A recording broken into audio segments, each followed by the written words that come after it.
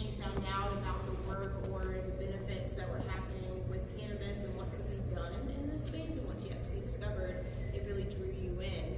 And that's important, of course, in work to have passion about the work that you're doing. But of course, there are always challenges. So are there any challenges that you feel you face as a woman in this industry? And it sounds like some of you have worked in other spaces. Do you find it better as an environment for women, or do you find it to be any more challenging than other industries?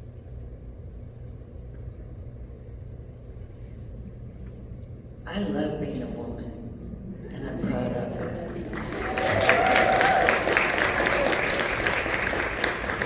And, you know, many of the Indian goddesses you'll see have many arms, but the male goddess is only in 2. So the purposes, I really feel that we have a fortunate abundance of opportunities as women. We're mothers, we're daughters, we're lovers, we're creators, and we have an opportunity to really do so many things. And I'm proud of it, and I would not be able to do it if it wasn't for my mother. And she led an example for me, being the first woman in South India to get her master's in statistics. And she overcame so many things, so I'm very fortunate that this is in my roots, but it's in all our roots. So never forget that.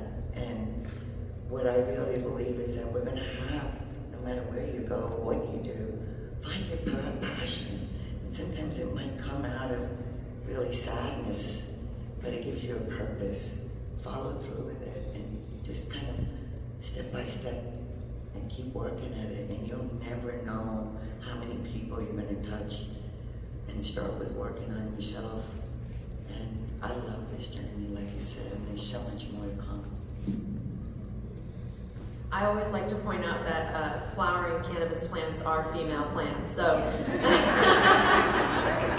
let's start with that.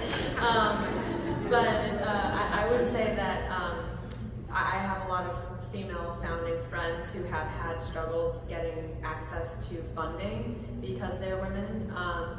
But I do think, as I mentioned earlier, that cannabis offers us an opportunity to really disrupt norms in our society, in business, in legislation, in stigmas. And so we as women leaders and as women participants in this industry really need to take it on ourselves as a responsibility to push through that and to challenge ourselves and to say we can and to support each other.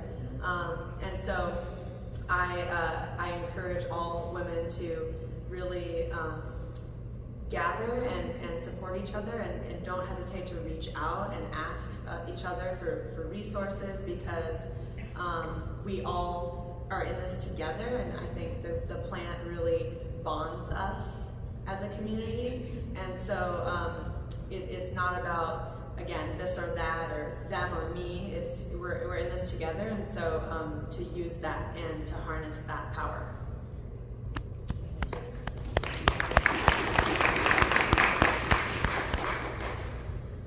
I mean, yeah, definitely in the cannabis industry, I think there are obstacles for women, but I would say compared to a lot of other industries, it's a lot better. I think we're working a lot, like, to sort of, you know, make people aware of that, to use this as a new industry, as a way to start, you know, with this blank slate and do it the right way.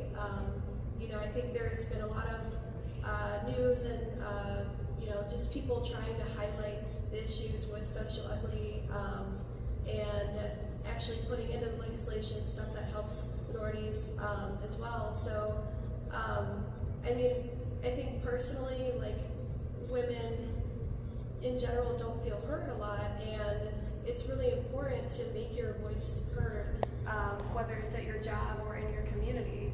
And I think, as you guys said, like, I mean, there is a big sense of community in the cannabis industry, and I think there's so much potential for people to uplift one another in this community.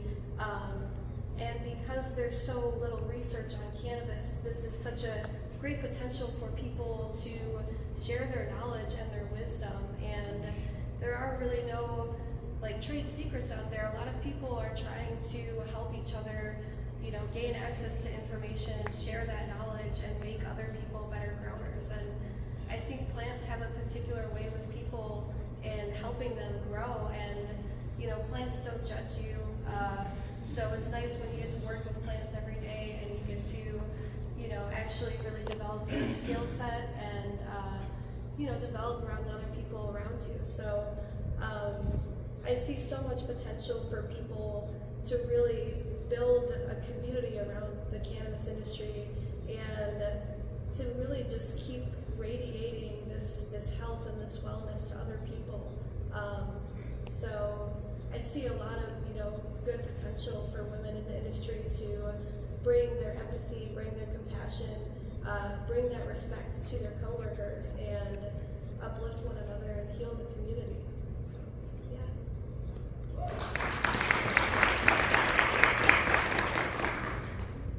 I think for myself, like Dr. Uma said, you know, no matter where I go, I'm a woman, and so there are going to be, you know, those challenges and those stigmas and those stereotypes, you know, especially in a male-dominated field, and that's okay, because, you know, I can't change this. And I'm not trying to. But anyway, I have been so fortunate to start my career in cannabis with a company who is, you know, very supportive in being diverse and that type of thing, and equitable, and a woman-owned company who saw fit to give me a chance and to take a chance on me as being their cultivation manager. So, you know, I am all for opening up those opportunities to other, you know, women and, you know, just in a whole diverse field, and just, you know, wanting to keep our business as inclusive, or as diverse and inclusive as we can, because, you know, just learning from so many different backgrounds and cultures and diversities. I mean, I'm from Appalachia. I grew up in agriculture, but I've learned so many things from, you know, my director of cultivation and, you know, other just consultants and things like that we've been able to get in contact with. It's been a really great opportunity.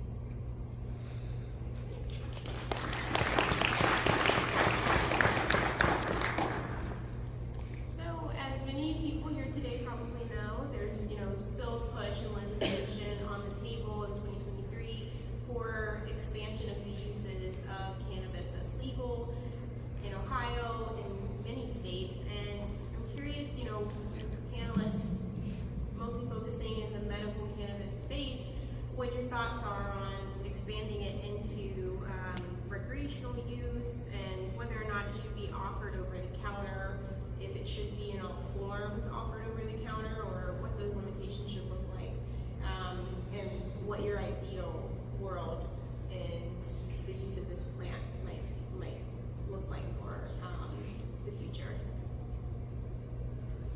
As a medical doctor, I'll tell you, it's all medical. And what we have to understand is that the healthcare system has not all been educated about the endocannabinoid system. Amen. So let's get that first understood, that there's a big disconnect. I said this yesterday, and I'm going to repeat this loud and clear to everybody out there. All patients are not healthcare providers, yet all healthcare providers are patients.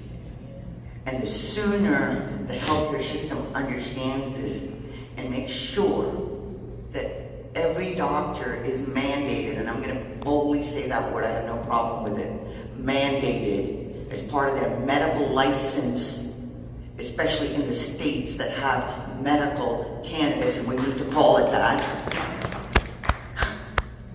I don't care if it's a half an hour that you have to learn that you have a system. You don't have to talk about it to your patients. You don't have to, if that's what it is, because they have handcuffs right now. My colleagues have handcuffs. I was very fortunate to walk away and say, I don't work for the hospitals, I don't work for the universities, I don't work for insurance companies. I work for my patients. I work for what I love to do. And right now, this is the disconnect. The patients are suffering, and the doctors are also suffering, folks. We talk about an opioid epidemic. Right now, we're losing a doctor a day right now to suicide.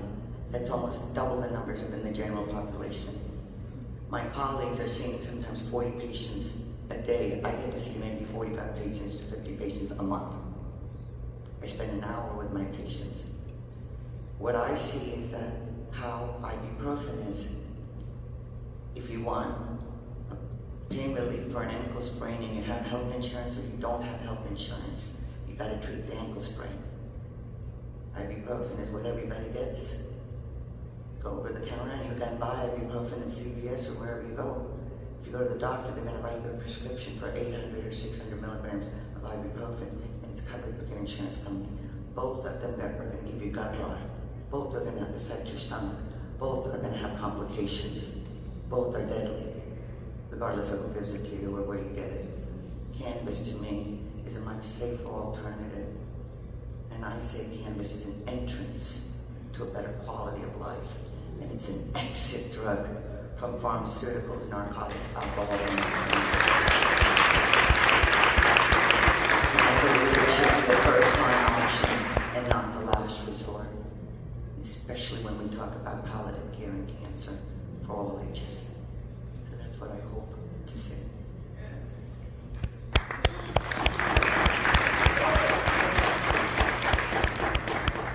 I completely agree. I think it should be accessible to everyone.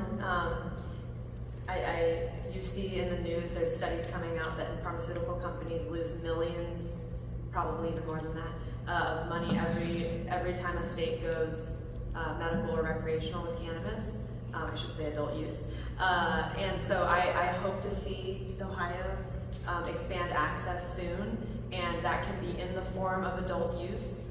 If it needs to take baby steps in expanding the accepted use treatment, then that's fine too. But in the end, to get access to as many people as we can, it will take going fully adult use.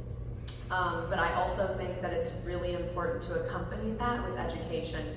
I think many of us here agree with that, because you need to understand how to use it to improve your quality of life.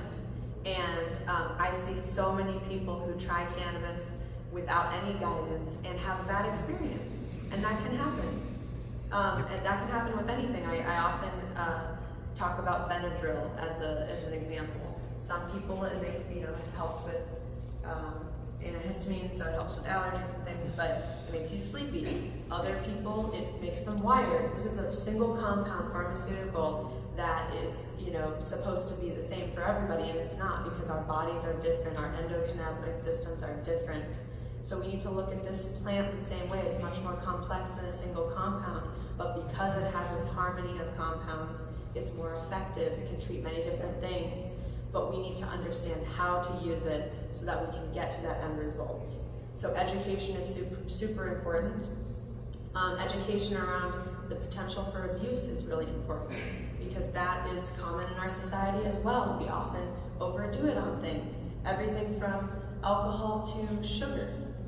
So I talk about cannabis bringing our bodies into balance. Physiologically, it does that, but it will also bring us into balance in so many other ways, talking about moderation. How do we find our balance personally? Because one thing doesn't work for everybody.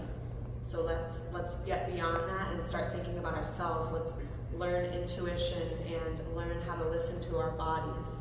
And so I foresee creating access for everybody to this plant to help improving quality of life all around.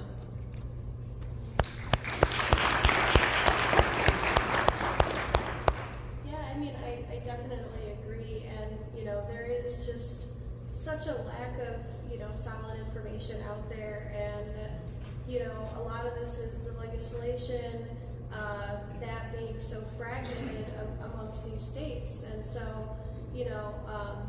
I think with federal legalization, I think with states deciding to make this information more available, it will help people form a more standardized plan. But you have the biggest cancer hospital in Cleveland is anti-marijuana right now. So when we're talking about these big healthcare institutions, we have a major overhaul of, pharmaceutical science versus now more of a holistic view and how we can use plant medicine rather than synthetic or harsh pharmaceuticals. And just because we don't have the research now, we need to make this research legal in the first place, and we need to start shedding light on these being realistic, alternative, medicinal, plants for people. So I think there's a long way to go in terms of just making it legal for a doctor to tell you that this is what they recommend for you, going further and saying, this is a legitimate treatment, and providing information to patients, because, the endocannabinoid system has, so many variances among people that, different treatments are going to work for different people differently. And so I do think that we just need an expansion into both the medical field, but also for cultivators and how we can use that information to provide targeted treatments for people. Because once we start getting more research on terpenes and how each different molecule affects people differently, we can actually have targeted treatments for people's different ailments. So there's just so much that needs to be done, and I know we'll get there. It's just, we need to start actually coming together as a community and getting, this into healthcare. So I'm excited to see what the next few years hold for, adult use market. I think just having it accessible to all people is going to be beneficial. I think people are capable of educating themselves to an extent, but being able to see a healthcare provider and be honest with your healthcare provider about what you're using to medicate is really important. So we'll see where the next few years take us.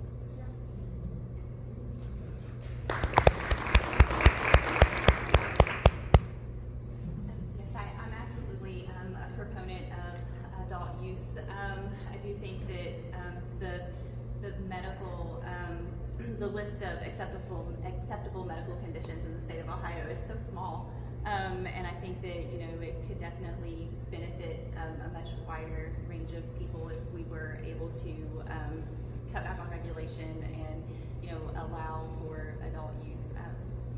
Like you pointed out, we are capable of educating ourselves and controlling our use, and that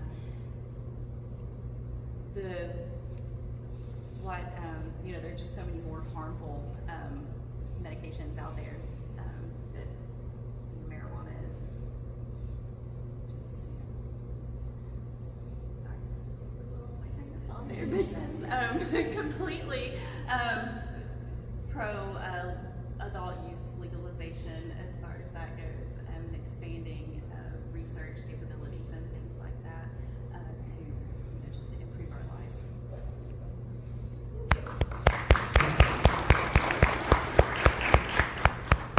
Hearing the ideas and invigorating your voices on the stage, I have no doubt that this group will be a part of that shift and progress in that space to expand the use. So I want to give you all a chance to share advice that you might have for women who are trying to get started in this industry, in this space, things that you would have liked to know when you were still green, when you were still new to the cannabis industry, and then we'll turn it over to the audience for the questions. I would say that this industry, while it's very new, is still an industry, and it still has many facets to it, many of which have yet to come to fruition, like safe banking, and so that there's a place for women in so many different ways. So just like maybe you grow up as a kid saying, oh, a career looks like being a doctor or a lawyer or a banker or whatever, that there are so many more careers as we become adults saying, if only I knew back then how many different career paths I could choose, right? So I encourage you to really get creative. I always say, if you look at something in the industry and see a problem that you maybe have a solution to, that's a business, or that's a way that you can really impact the industry, and to believe in that.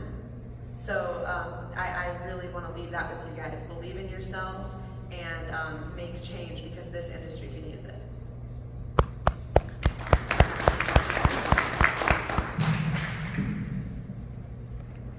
I think it's a wonderful journey. I'm still learning. And if somebody had ever told me, Dr. O'May, you're going to be a voice for this plant, I would have probably asked him what kind of drugs you've been doing. I truly love what I do. I take cannabinoid medicine as a specialty very seriously. I hope that more women doctors can embrace this as an option, because it really can give you a whole different lifestyle for your family care. And like you mentioned, if you see that there's a problem, it needs a solution, and you can be that solution. And as women, you have the power. You're the ones that go shopping, believe it or not. You're the ones that make the products come into your home. So become an educated consumer, become an educated customer, because you got one body and one life. And as a woman, first take care of yourself also. Remember, you gotta put the oxygen mask on you first before you can help others. So take really good care of yourselves, because you got a lot of living to do. And for women, I'm dedicated to educating women, and I call it the 5 Ps of a woman's life. Puberty, pregnancy, post-pregnancy, perimenopause, and post-menopause. And I've gone through all 4 of them. And I'm 60 years young, and I want to live more. So, women, enjoy your life, and we've got a lot of loving and giving. Thank you.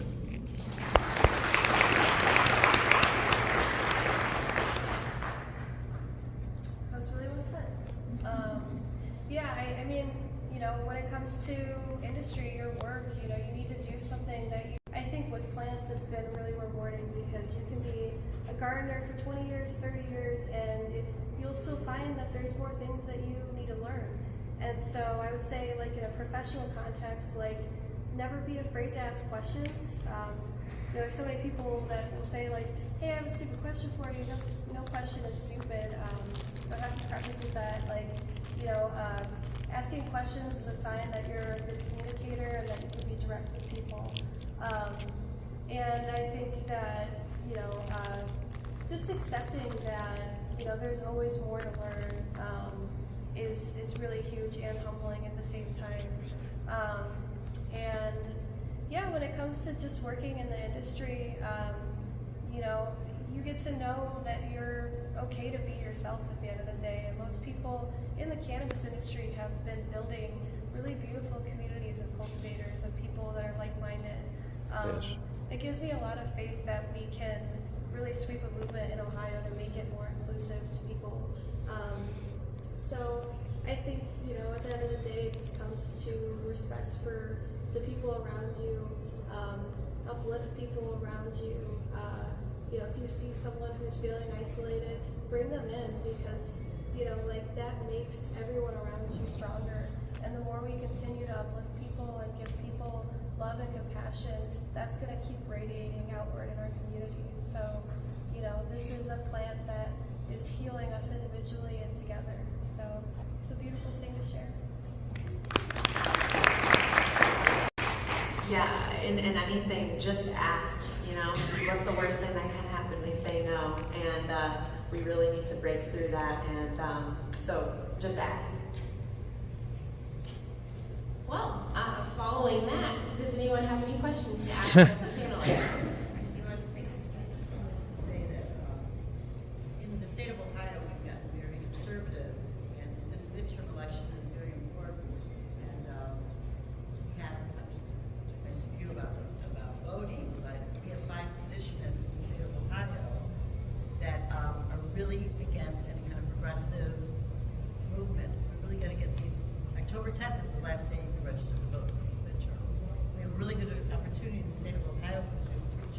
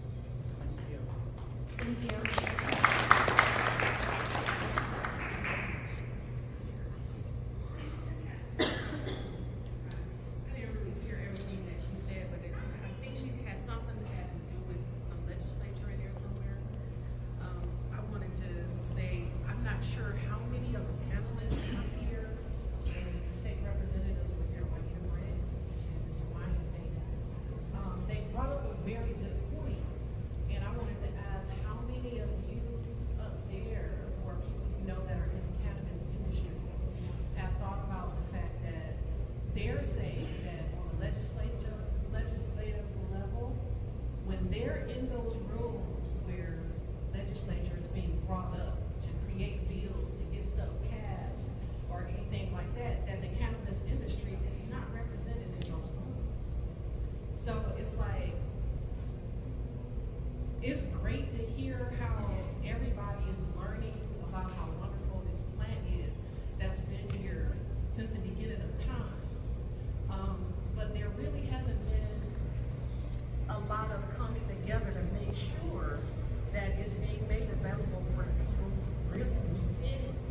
And we talk about things changing and going forward, but if the legislators are saying that they're not seeing cannabis represented when bills come across them to pass them, that's probably part of the problem. We need to start putting more people in the cannabis industry in those rooms. So they did say, go to their website, find out what stuff is coming up. And if you don't want to do it, I know some people like me and other people that's out here in this audience that want to see it move forward, that if we just knew about these rooms, that we would find a way to get in these rooms. So I wanted to let everybody know we can't change it. We got to go into those rooms. If I can help in any way, please let me know. I have been out there speaking wherever I can, not just locally, everywhere, all over the world. This is a global issue, folks. We're all gonna die someday. We ain't getting out alive. And so we must talk about this. And it's about death and dying and quality of life. And I've been saying this plant is for people, for pets, and it's the produce that you consume, for the planet, for peace, and for profit. And that profit is your health and wellness and the jobs. But there's only so much I can do, and I've been doing it. People that know me know I haven't stopped, and I ain't stopping. But whatever we can do to help, please let me know. And the research, go to pubmed.gov, www.pubmed.gov. There's research articles from all over the world. And remember, that word research is a double-edged sword. Research is what got OxyContins to the market. Okay? So you gotta know who's doing the research and what's their motive. And so, more will happen, but definitely, we all have to be a part of it and speak up. And 3 words we say, hashtag educate, embrace, empower. So whatever you learned today, please share the knowledge. Reach 1, teach 10 is what Dr. Moon says.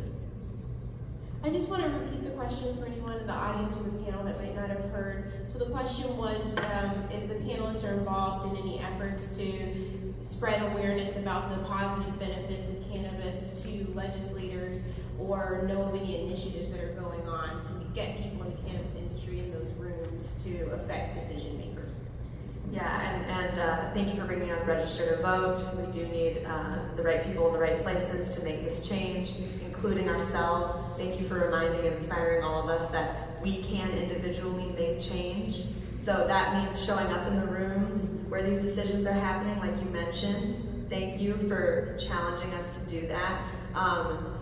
The speaker right before this brought up the municipalities. It happens on the local level too, not just on the state level. So we can show up when those discussions are happening, public comment periods are happening.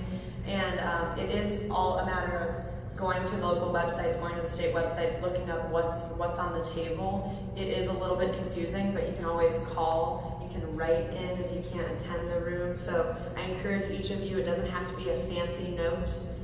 It can just be an email to legislators, an email to your local representatives. I personally do that. I've done it in any state that I'm interested in entering, because we need to be the voices at the table. The loudest voices are the ones that get heard. And even if we individually don't have a loud voice, if there's many of us, we can be loud. So we have to make the change that we want to see in the world. So thank you for bringing that up.